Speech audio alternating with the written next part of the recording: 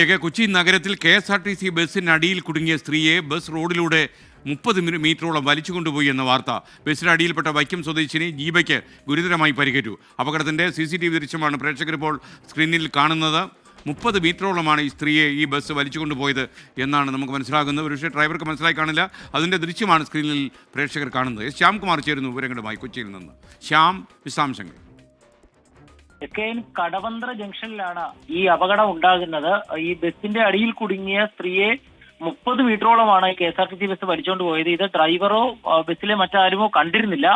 ഈ സംഭവത്തിലാണ് ഇപ്പോൾ bus ഡ്രൈവർക്കെതിരെയും കണ്ടക്ടർക്കെതിരെയും Kadavanthra police കേസെടുത്തിരിക്കുന്നത്. വൈക്കം സ്വദേശി ജീവ എന്ന് പറയുന്ന യുവതിയാണ് ബസിന്റെ അടിയിൽ കുടുങ്ങുകയും ഇങ്ങനെ റോഡിലൂടെ വലിച്ചുകൊണ്ട് പോവുകയും ചെയ്തത്. ബസിന്റെ അടിയിൽ നിന്ന് ഇവർ പിന്നീട് റോഡിലേക്ക് വീഴുമ്പോൾ അവിടെ ഉണ്ടായിരുന്ന യാത്രക്കാരാണ് മറ്റും റോഡിലേക്ക് ഓടിയെത്തി ഇവരെ ആശുപത്രിയിലേക്ക് മാറ്റിയത്.